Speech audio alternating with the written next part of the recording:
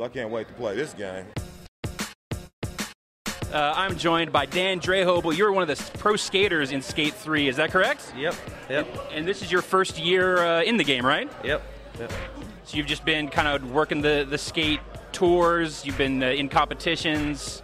Yep, all that stuff. Have you seen yourself in the game? Yeah, it's really realistic. Did you have to like go put on the crazy black suit so they could mocap you? No, not at all. Oh, really? Yeah.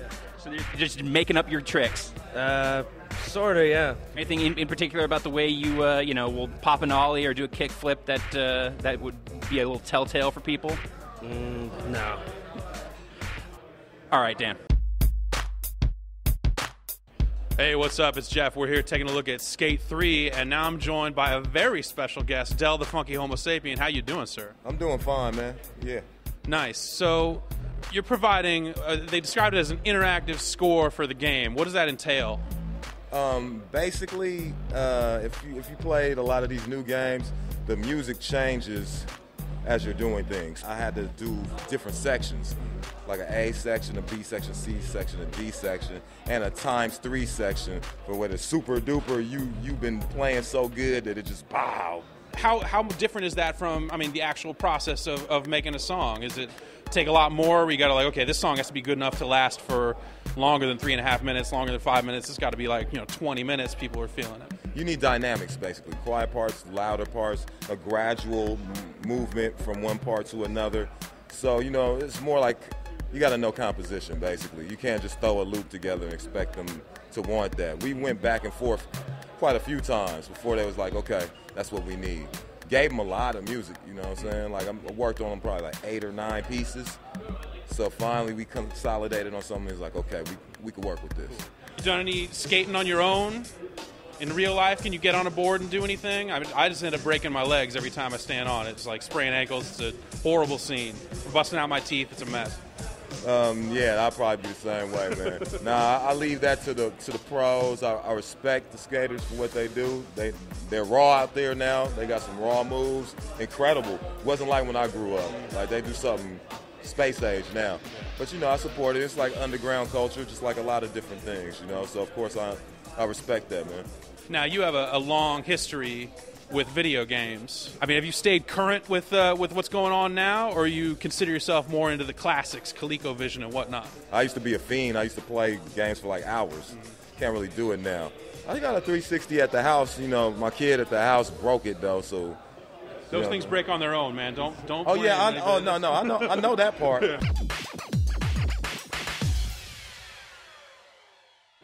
Hey, what's going on? It's Ryan, and I'm joined by senior producer Jason DeYoung, Skate 3. Jason, how you doing, sir? I'm doing fantastic. How you doing? I'm well. You guys are here in San Francisco showing off the game, showing off some of the more of the team stuff, which, as you mentioned in the presentation earlier, your team's been saying team an awful lot, but you guys are showing off some of the co-op stuff specifically today.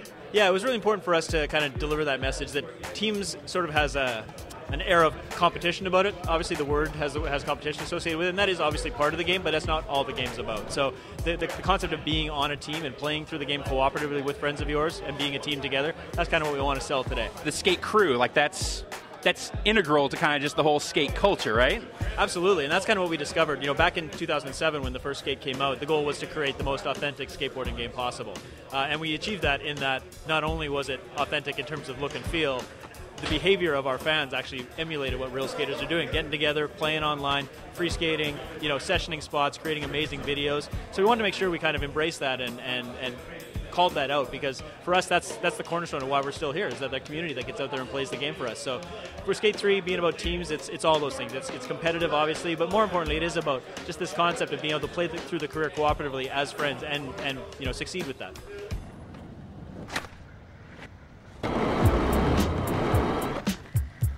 The unsung member of the skate team, which you guys have actually done a really good job of kind of shining the light on, is the photographer, the guy holding the camera. And earlier you were showing off some of the new photo editor stuff. Talk to us a little bit about what made you want to kind of embellish on this feature some, and what you were aiming to do with this. So for us, as you say, the photographer, the guy that gets out there and shoots the coverage for your team is he's the king of the skate world. And once that photo comes out, you can edit the photos. You can actually move the camera around, zoom in, zoom out, change the depth of field, put filters on it, that kind of thing, and make that kind of just a beautiful piece of art. Which is in and of itself, the creativity that brings out is really exciting, but even more so, it's really important to the career, because what happens in the game is as you go out and shoot these photos of your teammates, which is one of the different challenge types that we have, those photos actually start to appear in the city. So, you shoot a great photo and it shows up as a billboard of one of your teammates. You create another amazing shot and it becomes the advertisement for your team video that's on a bus stop somewhere. So the idea is that, as your team gets more and more prominence through the game, and as you are kind of going and creating more and more photos, they start to permeate the whole world. So the whole city of Port Carverton, by the end of the game, is just plastered with advertisements for your team, you and your team. Does any of that stuff bleed out into the real world? So what we've done this year is we're actually doing a lot more community building within the game. So from a new feature we have called Skate Feed, which is essentially our own social networking site where you can share content very quickly with your friends, to just permeating your world. So the idea is that if we know who your friends are, and you know who your friends are, we can actually pull their content and put it into your game. So you're going to start to see, a really cool photo your buddy took on the loading screen as you're going into the game. That kind of stuff. So the idea that we want to make sure that we're really making the community feel welcomed, and that we make the community bigger than it's been in the past. How does kind of this integral cooperative element for Skate 3 impact the career mode, which you can now play cooperatively? One of the things, obviously, is that some co-op games in the past, if you're having trouble with a challenge and you bring a buddy in to help you kind of finish it cooperatively, you get the reward, he doesn't get the reward. The idea with us is that everybody wins here.